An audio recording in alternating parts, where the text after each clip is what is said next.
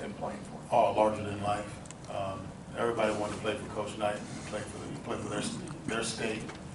Back when I was growing up, and to have an opportunity to play for the man and to be recruited by him, and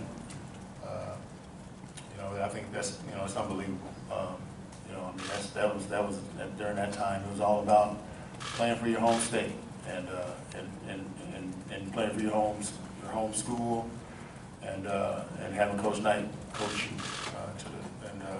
that was the dream came true for me, and I'm glad it happened.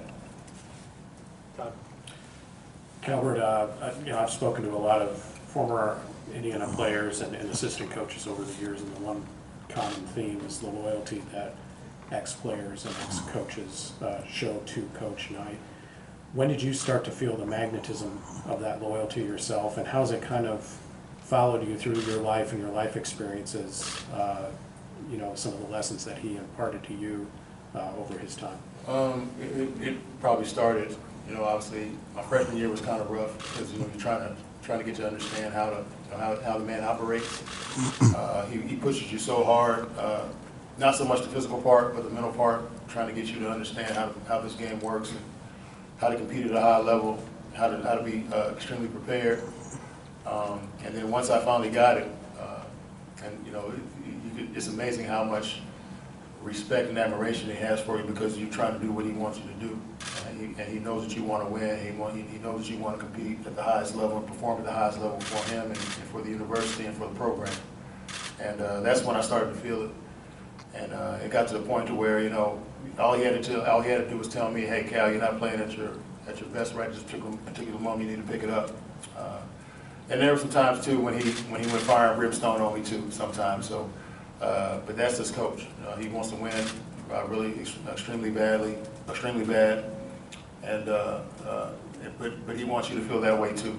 And he's all about team and what it's all about to win as a team and accomplish the same goal.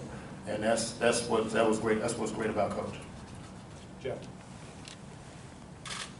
Hey, Cal. Is there a moment, whether it be a game or practice, where Knight kind of really dove into some details and you just kind of as a player went, wow, this guy sees this at a different level? It's like, because with our motion offense, it was all conceptual.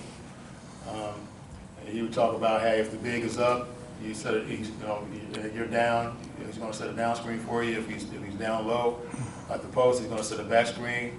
If he's on the wing and you're at the top, he's going to set a flare screen for you. I'm like, I'm over just like, stuff was just, smoke coming out of my ears because you're trying to understand that, and it's not like he throws you into it. He'll show you the concepts, playing 2-on-2, 3-on-3, 4-on-4, but at the same time, you got to try to make it work when you play 5-on-5, and just stuff like that, and then the defensive concepts on how to be on our help and how we help on the weak side and all this stuff is like, it was just like, man, how's this stuff going to work? But then at the same time, you see it work. Once you understand it and see how it works, I mean, it works miracles. I just think Coach is one of the smartest, coaches I've ever been around. And I think, what he taught back then, he was ahead of his time. Yeah. Hey, Calbert, have you ever been able to figure out what about your personality and his personality meshed so well to allow you to become the player that you did? My mother. So my mother, I would tell people that my mother was probably more of a disciplinarian than he was. So it kind of made it a little bit easier. I always tried to be like, I was one of those guys, like I was very competitive, but at the same time, if he yelled at me or tell me something or said something to me, you're not doing such and such, I said, okay, I'll show you. I'm going to show you. And then once I show him, he'll go over there, sit right down, and shut up. So that's just, that's the type of relationship we had, and I think he had that type of relationship with all his players. Like I said, if you do what he asks you to do, like I said, he'll shut up. Jim? Calbert, you kind of alluded to it a few times, but the approach that Bob Knight took, it seemed to be more of a teacher than a coach. The conversations I've had with either Pat Graham or Todd Leary or Brian Evans, everybody has their 4 years of notebooks where they took notes and all of that. So How much of that is just, that sticks with you and you're able to use today? Huge, huge. I still have my notebook up in my office right now. It's on the shelf, you know, so it's all about teaching the concept, how the game works. I think sometimes a lot of players, they don't understand how the game works. They just want the ball in their hands and they just want everybody to get out of the way, but you got to know how the game works because you got 4 other guys out there on the floor. And so he was very, very detailed in teaching us how to play on the offensive side of the ball and the defensive side of the ball, special situations, all that stuff, preparing for teams when they came in here. It got to the point. Another thing that was in reference to preparing for teams, there's so much video involved and this certain play, this is what this player is going to do. Then it got to a certain point to where when you got out there on the floor and you saw the play, them call a certain play, you knew exactly what they were going to run because we were so prepared. And that's what made, I think that's what separated the coach from a lot of coaches, from a lot of other coaches. Right. Calbert, is there anything particular of Coach Knight's style or his persona that you have seen in yourself carry over as you've made your way to the sidelines at this point in your career now? Yeah, just a little bit, the competitiveness. Being competitive, and sometimes, to a certain degree, I have to go fire and brimstone on guys, just to get them to understand. But at the same time, you gotta give them that little tough love. But also at the same time, you gotta put your arm around him. The coach did that as well. His idea of putting his arm around you was like he'd hit you in the back of the head. He's got his national championship ring, and the national championship here, he's in the back of the head and hurts. But that was his idea of love, So. Just the competitive fire every now and then that I show, and I just try to convey to the other guys, this is what you got to do to win. You got to have that competitive fire, competitive spirit in order to be successful. Yeah. Yeah, Coach Woodson talked about just his impact off the court outside of basketball too. What was maybe the #1 thing for you, not even on the court, but just the way that he does things for people that most people around the public don't really see or realize or know. The one thing he's going to be tough on you. He's going to push you. He's going to make you not like him sometimes. But at the end of the day, when you graduate and even when you graduate, go off and do your own thing, he'll do anything for you. You pick up the phone, give him a call. He's going to pick it up and he's going to do whatever you need. That's just the type of person he's always been. And a lot of people didn't really see that. But there's a lot of people in this that he's touched a lot of lives in the time he was on this earth. Mike? Yeah, Calbert, Mike talked about how in recent years it was kind of bittersweet to have Bob there because he couldn't necessarily talk to him like he might have a couple years ago about coaching, about things he saw. Do you miss that too? I mean, is there times where now you could think of as in kind of this phase of your career where, I would have loved his advice on this thing or look to him for that? Oh, without question, no doubt. I mean, you always, sometimes you can get stuck as a coach, or you might get stuck in life.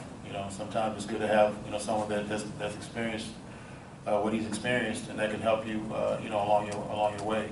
He's just like a big time mentor to me, and not only just a coach. And like I said, he's been there and done that. And sometimes I was able to pick up the phone and give him a call if I did have some trouble.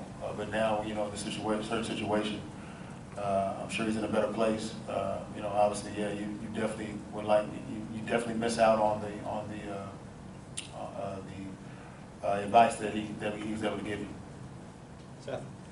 I asked Mike this too, but just, we found out the news yesterday evening. Just when and how did you hear the news, and just what's the last day been like for you since? It was weird because I didn't hear it until after our practice yesterday. So I started getting all these. I got like a million texts, all of a sudden I started hearing about coach, and I'm like, what the heck is And so then all of a sudden I just looked, and then I put a call in, and I was like, wow, yeah.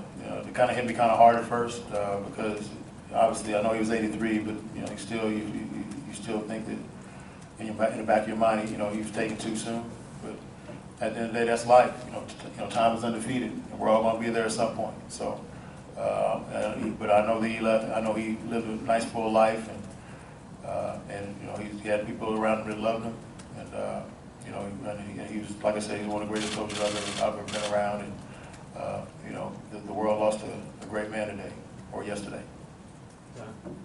Calbert, I know you and Coach Woodson, and of course all the players that played under Bob Knight, have your relationship with him. But what do you think it was about him that really garnered the respect for a lot of people that didn't play under him or coach with him? I'm sorry, say that one more time. What do you think it was about Bob Knight that that garnered the respect from people that didn't play under him like you did? Oh, well, I mean, I just his accomplishments and, obviously, what he's done on the basketball floor. Obviously, when you're in business, any type of business sport, anything of that nature, you're always gonna, if you do your job well, people are gonna respect that. And, I think he did his job really, really well, and people respect that. So I think that's one of the things that he's been able to do, and I think it's great. I mean, like I said, you guys are in your field. I bet I'm sure you guys are the tops of your field. So I got a lot of respect for you because you're doing your job to the best of your ability. So I think that's what, the impact Coach Knight has had on a lot of people. All right, thanks, Coach. Thanks, guys. Appreciate it.